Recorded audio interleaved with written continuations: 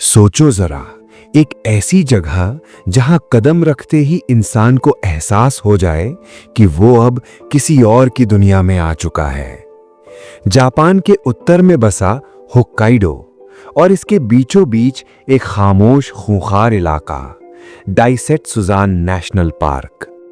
यहां जंगल इतने घने हैं कि धूप जमीन तक पहुंचने से डरती है। हवाएं इतनी ठंडी कि हड्डियों के अंदर तक उतर जाए और सन्नाटा इतना गहरा कि अपनी ही सांसों की आवाज कान में चुभने लगे।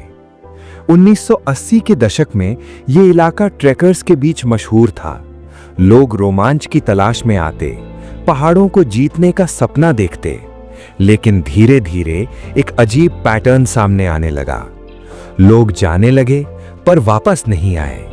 कोई अचानक गायब, कोई आखिरी बार कैंप में दिखा और फिर हमेशा के लिए खामोश। लोकल लोग कहते पहाड़ माफ नहीं करते और बाकी सब इसे हादसा मानकर भूल जाते। लेकिन 1989 में कुछ ऐसा हुआ जिसने इस जगह को एक कहानी नहीं बल्कि एक डरावना सवाल बना दिया। एक रेस्क्यू हेलीकॉप्टर ऊपर से जंगल का चक्कर लगा रहा था। नीचे सिर्फ पेड़ थे, बर्फ और अनंत सन्नाटा। तभी पायलट की नजर एक अजीब सी चीज पर पड़ी। जंगल के बीचों बीच पेड़ों के मोटे लट्ठों से जमीन पर लिखा था SOS, बहुत बड़े अक्षरों में, इतने बड़े कि आसमान से साफ दिखाई दे जाए। पायलट को यकीन नहीं हुआ। हेलीकॉप्टर नीचे उतरा, रेस्क्यू टीम कूद पड़ी।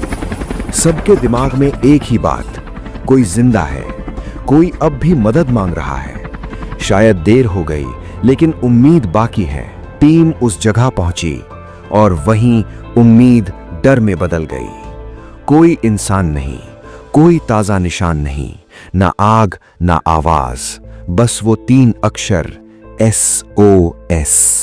ठंडे, खामोश और डरावने। ऐसा लग रहा था जैसे ये संदेश किसी इंसान ने नहीं बल्कि जंगल ने लिखा हो। रेस्क्यू टीम अंदर तक गई। हर कदम के साथ जंगल और भारी होता गया। कुछ दूरी पर एक पुराना बैग मिला, फटे हुए जूते और बर्फ में दबे कपड़े। फिर कुछ ऐसा मिला जिसने सबको रोक दिया, हड्डियां। जांच के बाद एक नाम सामने आया, केंजी इवामुरा, एक ट्रैकर जो 1984 में इसी इलाके में लापता हो गया था। उसके सामान में एक कैमरा था, एक डायरी थी और एक छोटा सा टेप रिकॉर्डर। जब टेप चलाया गया तो माहौल बदल गया। एक थकी हुई, कांपती हुई आवाज, कोई ये सुन रहा है? मैं रास्ता भटक गया हूँ, बहुत ठंड है, मेरे हाथ काम नहीं कर रहे, मुझे नहीं लगता मैं बच पाऊंगा। फिर कुछ सेकंड का सन्नाटा और रिकॉर्डिंग खत्म। अब जरा असल डर सुनो।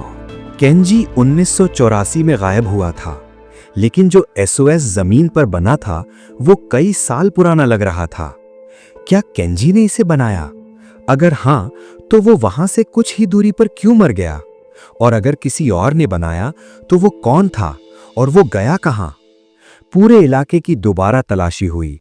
हेलीकॉप्टर, डॉग स्क्वाड, हर तरीका आजमाया गया, लेकिन कोई और इंसान नहीं, कोई और लाश नहीं, कोई जवाब नहीं, बस जंगल और वो 3 अक्षर SOS। कहते हैं आज भी जब कोई ट्रैकर उस इलाके से रात में गुजरता है तो हवा के साथ एक धीमी सी आवाज आती है, हेल्प, SOS। और जब वो घबराकर टॉर्च जलाता है तो सामने होता है घना जंगल, बर्फ और खामोशी। क्योंकि कुछ जगहें लोगों को नहीं मारती, वो उनकी आखिरी आवाजों को जिंदा रखती हैं। और शायद वो SOS आज भी किसी जवाब का इंतजार कर रहा है।